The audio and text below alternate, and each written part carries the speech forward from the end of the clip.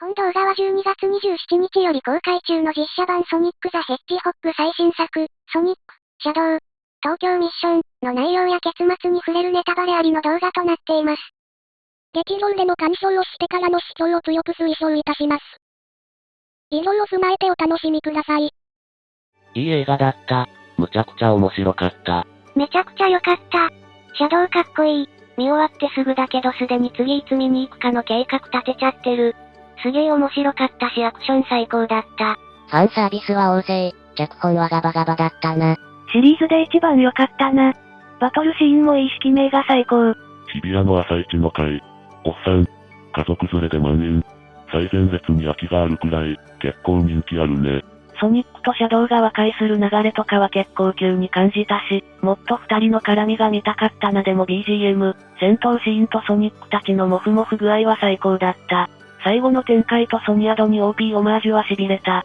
1作目から戦闘シーンの疾走感が良すぎたけど、今回はよりパワーアップしてて序盤から最高だった。わちゃわちゃ感が心地いいからシリーズ初見の人にも勧められる傑作。めっちゃ出来良かったな。でも日本ではあんまりヒットしなさそうで悲しい。昨日見たけどもう2回目行きたくなってるわら。本当に1も2もいい映画なので日本でももっと売れてほしいコンテンツ。俺のとこも小さい子供と来てるパパがいたりして嬉しかったわ。ゲームもやってほしいな。まあでもちょっと意外だったのが、観客が親子ばっかだったこと。なんであんなに子連れ多いのに日本のソニシャドジェネの売り上げがオワコン状態なのかがわからん。元の対抗馬がね。ソニック、忍たま、モアナ、ライオンキングならまあソニック選ぶ子もいるでしょ。自分が見に行った映画館にいた若い層と親子はソニックか推しの子のどっちかって感じだったぞ。2も初日の一番早い時間に行ったけど3の方が客入ってるように感じた。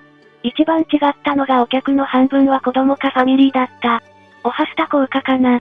映画の方がドラマより評判いいのか。続編早く見たい。見てきました。4DX めっちゃ揺れました。家族がテーマになってましたね。ジム・キャリーのエッグマンに役が素晴らしかったです。オタと家族連ればかりかと思ってましたが女子3人組とかもいましたよ。明らかに次回作がある終わり方でした。エミー強すぎ。4D の方が得点多いからそっちで見てきた。ソニックが走るシーンや戦闘シーンはめっちゃ揺れて楽しかった。入場特典漫画どんな感じだった？ 2.3 ページのあっさりした内容なので手に入れなくても OK。4DX と X スクリーンで迷ってるけどどっちが相性良いんだろうか。まあ 4DX の方がいいんじゃない。スクリーン X は常時全画面ではないし。ウルトラ 4DX で楽しかった。年末に気持ちよく締めれたわ。IMAX で見たいなと思ったらないのか。今回の戦闘シーン綺麗で爽快感半端なかったから IMAX で見たかった。エンドロール見るともともと IMAX で作られてないでしょ。エンドロール余韻に浸りすぎて見てなかったわ。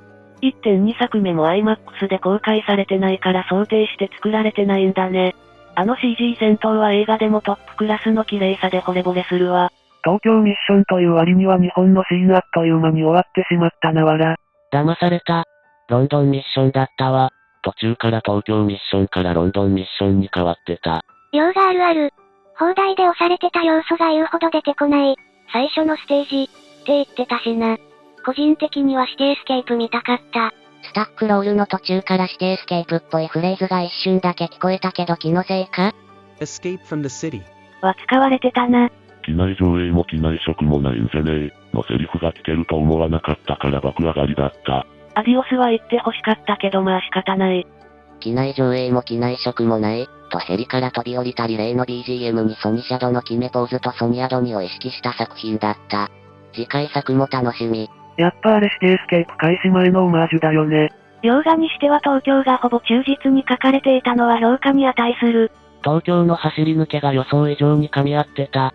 過密な街だからこそ短い時間でいろんなハプニング起こっても違和感なかったし、正直1作目は微妙だったんだよな。ソニック音速というより、時を止めるみたいな描写が多く、ソニックの見せ方はそうじゃないだろ。って納得できなかったけど、3はしっかり音速を感じさせる見せ方をしてくれて満足。映画感想見てたら、東京なのにシーンが短い、って感想が多かったなわら。個人的にはシャドウと東京を舞台にがっちり戦闘してくれて満足なんだけどな。ソニックとの高速バトルは前作よりも迫力あったし、拍子抜けなのはアークがなくてマリアも別に病弱な女の子じゃなかったくらいか。映画特典の漫画と内容違うとは思わなかった。さっき気づいたけど金庫部屋の重力反転装置ってゲームのファイナルステージのオマージュか。あとソニックとシャドウの戦闘でアニメから参考にしてるシーンもあった感じがした。実写しか見たことないけどゲームやってたらわかるネタいっぱいありそうだな。もう言われてるように今回はシャドウのデビュー作であるソニックアドベンチャー2からのネタが多数を占めてるからね。スティームにもあるから良ければやってみるのもおすすめよ。映画としては文句つけようないくらい最高なんだけど原作やってたミダとバイオリザードいない分の味気なさはちょっと感じたかな。アドミに脳焼かれすぎた弊害かもしれん。エミーとメタルソニック出るなら CD が大筋かもしれんけどメタルオーバーロードにも期待したい。よかったなバイオリザード。お前の出番もちゃんとあったぞ。いたの？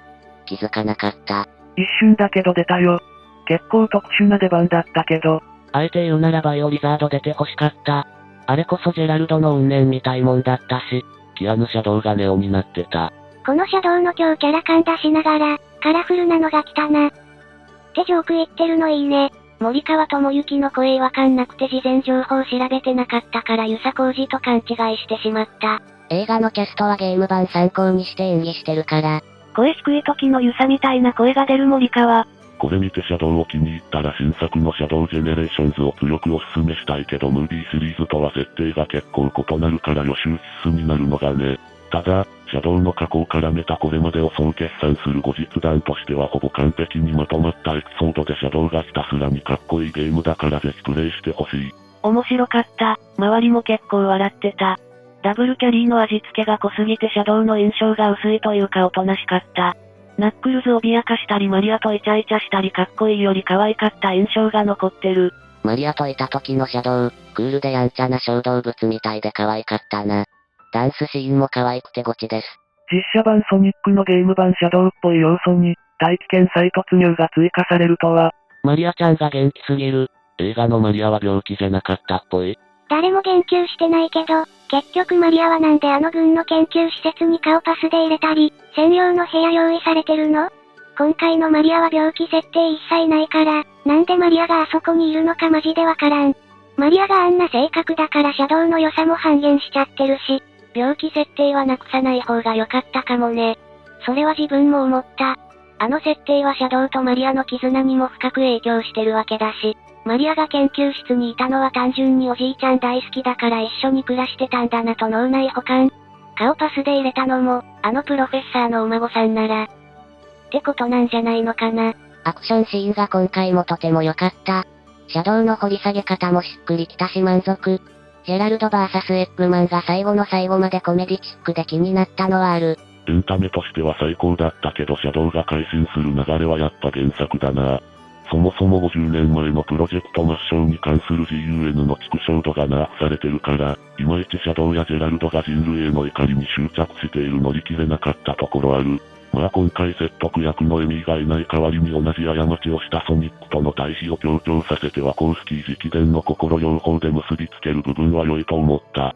直接的なマリアの願いにしなかったのは良い差別化だと思った。実写シャドウとしての魅力につながったと思う。エッグマンの家族関連とストーンとの関係書く上で、シャドウがジェラルドに作られてたらノイズになるから、エイリアンなのいい調整だし。見た目的にあいつらの伏線も晴れてるのいいな。ソニックのゲームにはない特徴を映画シャドウにさらに絡めていって独自のドラマを作り上げるのを見てうまいなと思った。ソニックも友達や家族ができても心の奥底に孤独を抱え続けてるのはまだ治ってないよな。ガラスを割ればいいんだな。のナックルズがアホ可愛いけどやっぱ助けに来たら頼もしいのがすごい好き。あくまで主役はソニックとシャドウだけどちゃんとチームとしてテイルスとナックルズも活躍しててよかった。ソニック信じてマスターエメラルドの場所教えるところいいよね。シリーズで一番面白かった。東京の後の方が長かったけどナックルズが活躍していてよかった。こいつアホだし脳みそ筋肉が悪口として成立しないほど筋肉マニアだけど、根っこは結構理性的で頼りになるバランスが良いなって思った。ナッコがソニック、テイルズより一回りくらいでかくて笑っちまったわら。ソニックとシャドウを見に行ったと思ったらエッグマンの映画だった。私のおかげ、お前たちのせいだぞ、の流れは笑った。面白かったけどエッグマンとジジイの小芝居がくどくてちょっときつかった。向こうのキッズ層向けってのとわざわざ出てくれるジムキャリーの出番を増やすためなんだろうかな。加点部分300点ぐらいあるけどジムキャリーしつこすぎてマイナス220の総合80点ぐらいが俺の感想。ジムキャリーは適度な感じじゃないとしつこいだけなんよな。途中鬱陶しく感じた。映画ソニックシリーズがファミリーと子供向けだからその枠の中でなんとかできるだけソニアドに要素を盛り込みまくったみたいな感じだな。バイオリザードも一応出たし。だから原作のクールさを求める方だとちょっと噛み合わないかも。見たけど間違いなく良かったろ。ジムキャリーのはしゃぎようも終盤ジェラルドの目的にショック受ける前振りでただふざけてるわけではなかったし。むしろスパソニ VS スパシャドのバトルとか、最後のストーンへの配信とか、クレジット後とか、予想の斜め上を言ってくれる展開が多くて大満足だったわ。アクションは迫力満点だから絶対映画で見た方が良い。原作知ってるからこそ裏切ってくるシーン結構あってよかった。自分は結構満足したけど、でもみんなが不満言うポイントもわかるんだよな。ってレベルには原作が完成度高すぎる。原作なぞらない分、2の方がみつる足度高かったのはある。ソニックファンはジムキャリーの開演が見たいんじゃなくてソニックやシャドウのかっこいいやりとりやスピード感あふれるアクションが見たいんだよな。ソニアドにというほぼ終始シリアスなシナリオが原作だからこそコメディっぽさ強すぎんってなって余計悪目立ちしてた。個人的にそこそこ面白かったけど、映画ならソニック2の方が満足度高かったという意見に同意ですわね。もっと真摯にソニアド2を再現して欲しかったというのが本音。結構楽しめたけどロボトニック関連は長く感じたな。レーザー光線の中踊ってたけどスーツ着てない頭に当たったらアウトに思えたけどスパイダーマンパロディで全身切ればよいのに。あとジェラルドの最後ギャグよりでかっこ悪かったから改心してエッグマンたち手伝う中で見たいとかが良かったな。ジムキャリー本当に素晴らしい役者。このソニックシリーズの支柱を担ってる。単純で強引なストーリーかもしれないけど、何より制作陣の原作に対するリスペクトがひしひしと感じられるからこのシリーズは楽しんで見れる。最高級なスナック感覚で見れる良作。まさかエッグマンの自己犠牲シーンにエンドゲームと同じくらい感動させられるとは。めっちゃ面白かったし泣いたけどシャドウよりエッグマンに泣かされるとは予想してなかったわ。ソニアド2からラスボスを抜いたような流れだったけどその方がジェラルドやエッグマンが際立つね。エッグマンとシャドウのラストがさ、最後に大切な人へメッセージを送る、幸せだった頃の思い出がフラッシュバックするっていう個人的類線結界ポイントをついてきてさ。シャトゲシャドジェネがある中でジェラルドは後戻りできないくらいの狂気に満ちた存在として描くのある意味でチャレンジャーだけど、よく書けてたよ。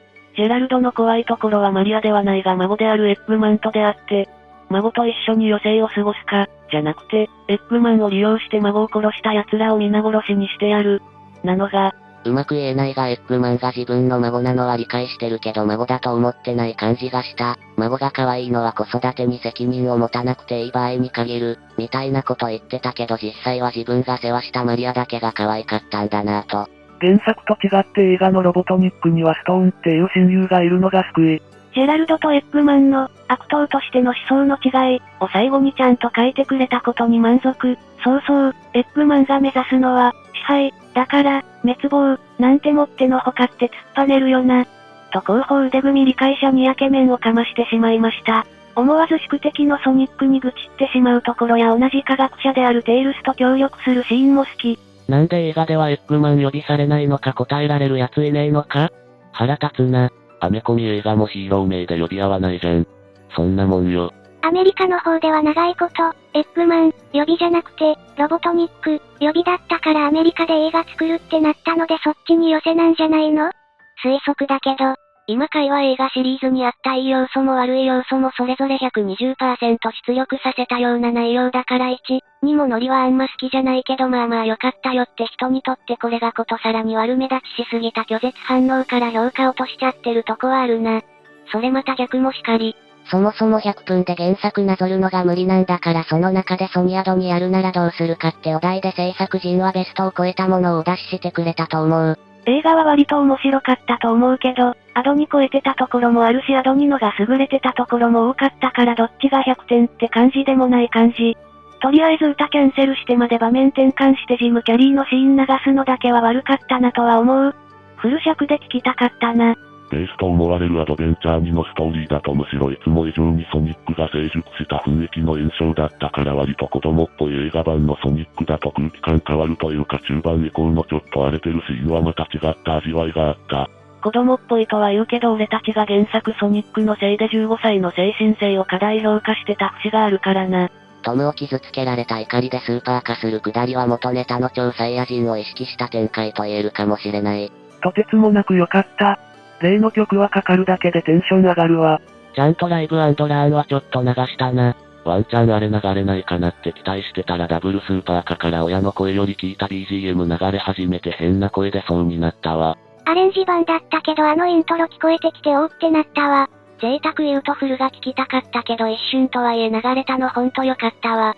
今回もだけどアニメ版も SA2 編クライマックスで流すし、ソニックジェネレーションでもシャドウ戦で流すし、スマブラに初参戦した時の紹介 PV にも使うしで、関係者あの曲に脳焼かれてない？だってシンプルにかっこいいんだもん。まあ確かに仮に自分が制作側だとしたら絶対流したいわこれ。殴り合ってスッキリみたいな流れでちょっと笑った。あと最後のは逆シャーオマージュかね。スーパーシャドウがソニアド2のカラーリングうまく実写版として描写してて好き。ソニック好き公言しながら別にゲームを網羅してるわけでもないので、スーパーかハリネズミ同士の戦いって何気に今までのゲームでもなかったよな。って興奮してたんだけど、なかったよな。ゲームはないね。アニメではソニックと記憶なくしたシャドウがスーパー化して戦ったけど、スーパー化同士の戦闘がガチの高速バトルで迫力すごかったわ。ゲームでも高速で動けるって説明の割には迫力微妙だったからドラゴンボール並みに派手にやってくれて嬉しかった。ビートルズ、ビーチボーイズ、スターウォーズ、ドラゴンボールと自分のトップクラスに好きなものが、ソニックの元に集約されていてこんなのもうご褒美以外の何物でもなかった。特にジョージのギターが流れてきた瞬間はもう号泣しちゃったよ。好きなものが組み合わされると問答無用に心が震えるんだな。なんか新鮮な体験だった。ドラゴンボールファンにも見てほしいな。リスペクトがすごすぎわら。鳥山先生にも見てほしかった。スーパー化状態であのポーズやってくれるとは思わなかった。ストーンだけに向けた配信も良かったし、今回はやって欲しかったことを全て予想以上にやってくれてよかったわ。アクションが見せ場だらけで最高だったわ。2の時は人間シーンの多さに不満あったけど今作のは慣れて対応できた。今回からはソニック、テイルズ、ナックルズで物語を動かせるから人間パートがいい感じに減ってて見やすかったね。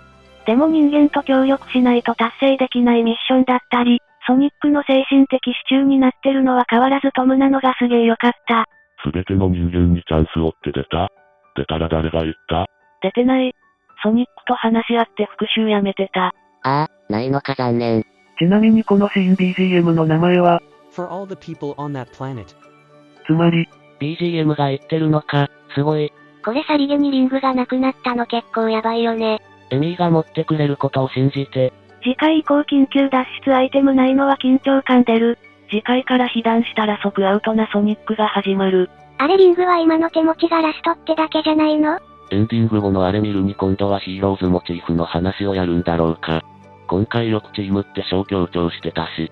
ポストクレジットの時点でメタメタにやられるやられ役は初めて見たけど出たことそのものがすごく嬉しい。見た目まんますぎるだろ。ジャパンプレミアムで見たけど、次回はエミーとクロコダイルの登場におわせ。ベクターなわら。ベクターにおわせはマニアじゃないとあれわからない作りだろ、わら。ベクター登場要素を見つけられなかったんだけどどこのシーンかわかる人いる？最後のメカソニック大量生産が原作だとベクター絡んでる。ベクター要素わかるやつ通すぎるだろ。普通に見てやわからん。メタルソニックも忘れるな。順当に仲間が増えてっていいね。エミーようやく出るんか。エミーの次回作登場は分かったけどベクターはどこで分かった？あとシャドウは生きてるからエンドロール最後まで帰らずに。まだやんの？ 2027年春公開に向けてもう作り始めてる。エミー出すの今更感あるように思ったけど、映画のソニックは構えへたれでメンタルも不安定なのが今作でかなり成長したから物語のタイミングとして妥当なのかも。前作までのソニックにエミーがベタ惚れするとも思えんし、何はともあれ主要キャラがどんどん増えるのは嬉しいね。予算も増えてるんだろうな。エミー強いな。って一瞬思ったけどエミーは普通にめちゃくちゃ強いキャラだったわ。最後のエミーかっこよかったけど歴戦の戦士みたいなオーラで草生えた。進撃の巨人のミカサみたいなめっちゃ強いヒロイン路線で行くんかな。エミーがやたら美人だった気がする。可愛い系じゃなくて美人系。東方東和だから、ソニックが中川大志だからエミーは橋本玉木な、とかやりそうで怖い。シャドウとかを専属声優にしたからエミーにタレント起用はないだろ。ソニックの中川大志起用は最初がっかりだったけど作品見たら確かに話題作りも側面もあったろうけど、ゲームと全然設定も性格も違うからかっこいい最強ソニックのイメージがついてる金丸さんを安易に起用しなかったのは英断だったと今は思う。エミーは向こうだとアニャが声優やりそう。こっちは小倉優衣とかかな。中川以外は本職で固めてるからエミーも普通な声優でいきそう。アニメのエミーはあられちゃんと同じだったよね。エミーはソニックのこと大好きキャラだけど、ポリコレで改変してこないよね。今のところソニック大好きになる動線がないからな。まだソニック助けられたわけじゃないし。仕方がないけど毎回ラストの次回の振りが一番テンション上がるな。新ソニ編とかもいつかやるつもりなんだろうか。映画の看板にして売れそうなキャラはあとはシルバーだけ？エミーとメタルソニックは4で消化するとして、5のシルバーメインで完結しそうだな。メタルソニックは多分4で消費しないだろうし、ベクターが4出るのは匂わせてるんだから確定でしょ。次回作ベクターが出るならメタルソニック関連でソニックヒーローズがテーマかな。今作でチームとしての結束の大切さがサブテーマにもなってたし、しかし今回の映画の内容からブラックブームは出てこないかもな。シャドウがどこから来たかは語られなかったしブームが出る余地はあるんじゃないかな。シャドウの過去や最後のシーンを見るにシャドゲの話もやりそうだったな。シャドウが入ってた隕石の形に既視感あったからな。シャドウは単独スピンオフ映画かドラマやってほしい。シャドウ、単独作やらないかな。エミーとメタソニなので次回作は CD プラスヒーローズと予想。シャドウは一旦スピンオフを挟んで本編に合流しそう。1作目がヒットしたおかげで、ストーリーがゲーム路線になったから見やすくて良い。ここまで無印、ソニックに、ソニアドに、ヒーローズ、シャドウザセッティホック、新ソニ、ソニワド。やるとしたら新ソニまでかね。新ソニもスケールでかいしな。前編後編に分けてほしい。最初の頃のキモいソニックからは考えられないほど、ソニックファンのソニックファンによるソニックファンのための映画シリーズになったな。今時ハリウッドでもここまで客の期待に真摯に応えてくれる映画はなかなか無理でほんま。見た今時ここまでストレートにファンの求めるものを現実に出してくれるコンテンツ、ハリウッドじゃ珍しいよな。いつまでも続いてほしいわほんと。